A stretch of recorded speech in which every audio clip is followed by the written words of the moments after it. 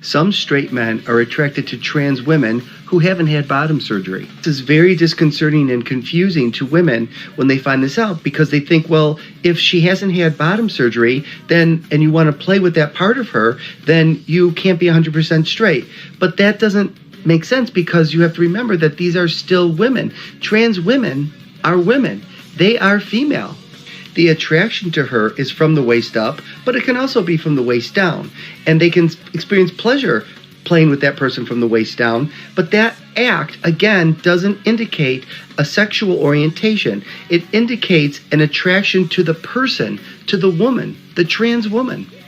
Actually, some of these men are attracted to gender fluidity, in that the person exhibits both male and female body parts. And that's attractive to them. Just like some gay men are attracted to trans men who haven't had bottom surgery. That doesn't make them bi, it doesn't make them straight. That means you're gay.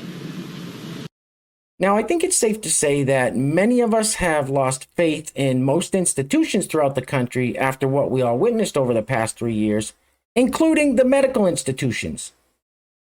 And for good reason. That fellow we just heard talking about how it's not gay for a man to play with another man's wedding tackle is a doctor.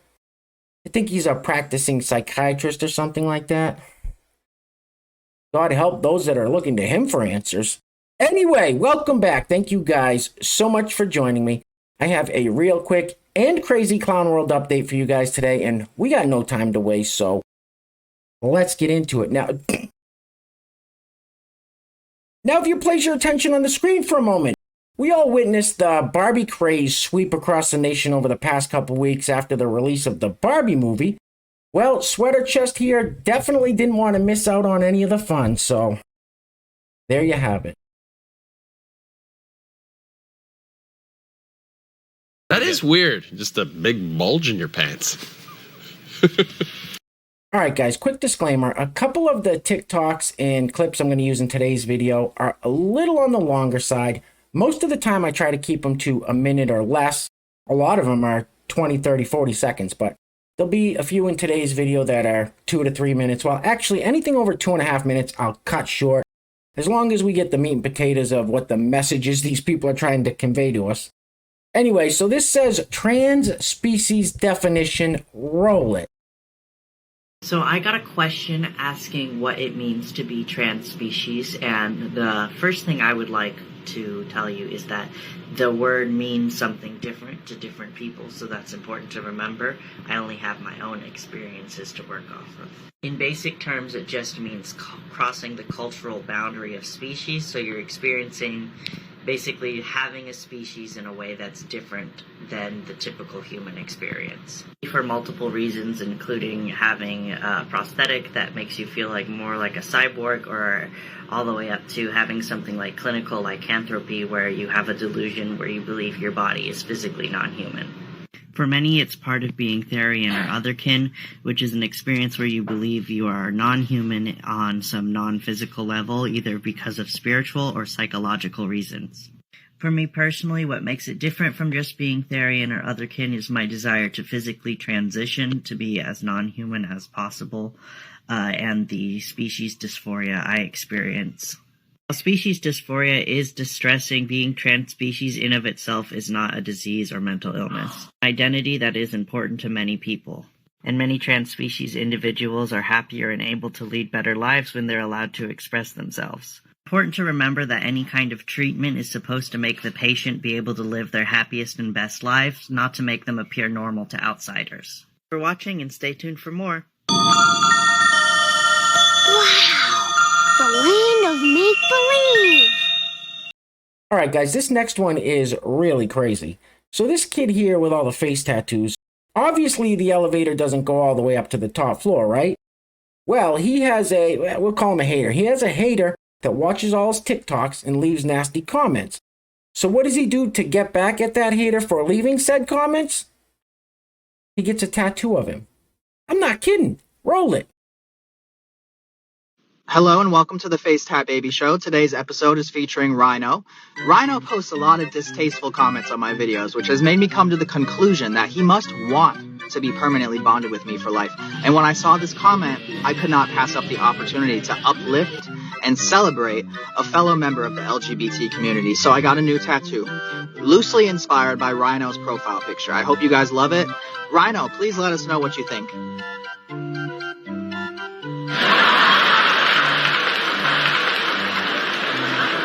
No offense, but you are a stupid asshole. All right, real quick, I just wanted to let you guys know that if you're enjoying the videos, you like the content, and you want to help support the channel, grabbing one of these t-shirts is a great way to do it. And here we have a spin-off from the Not a Democrat t-shirt. It says, "Don't be a jackass." Now, this is the perfect way to let people know, whether you're at the gas station or the grocery store, that you didn't vote for these policies that are flushing this country down the toilet. There will be a link to the t-shirt in the description box below, and I also have a couple of other very cool designs you can check out there as well.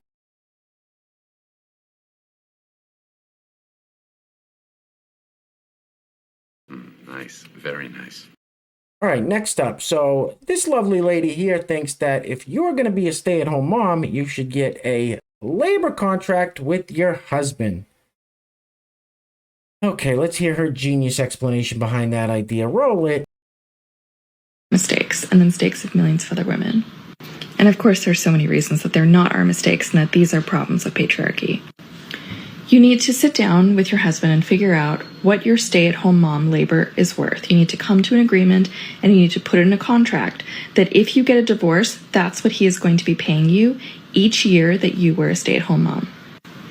This way, your labor is only free labor that benefits him, and you staying at home is only a risk that you need to take if the marriage is happy, if the marriage is meeting both of your needs.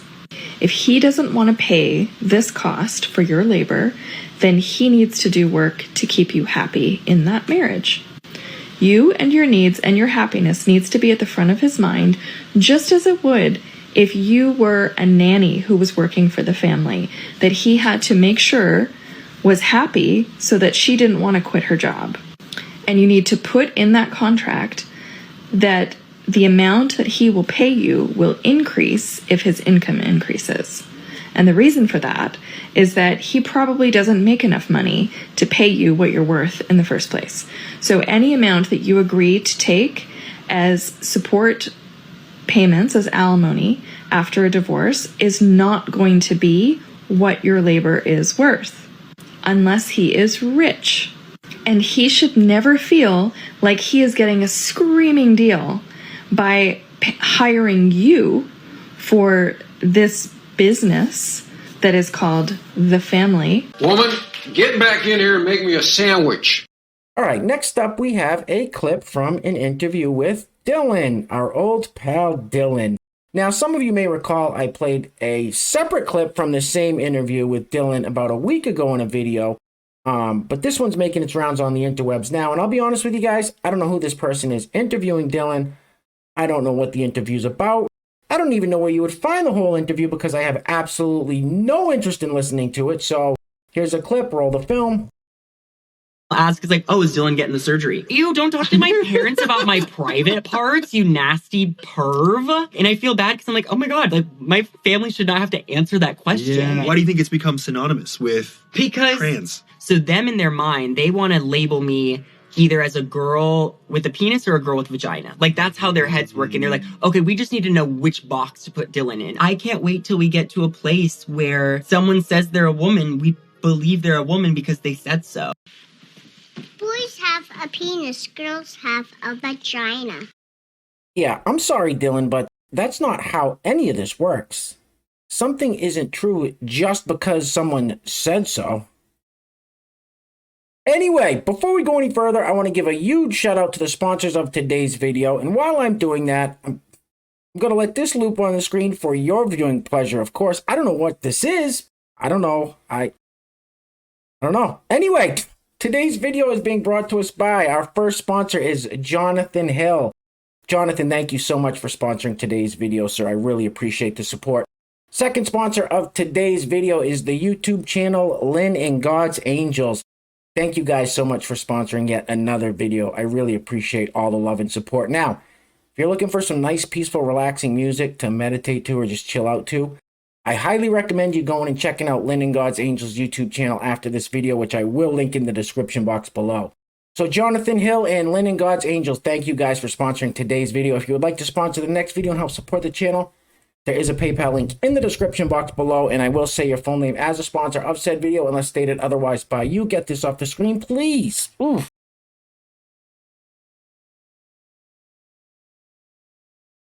Oh, wait. Was she a great big fat person? All right, guys, so this next clip is really quick. I'm talking like 5 seconds, so pay close attention. Roll it. Think it's okay to transition children? Yeah. To Christianity? No.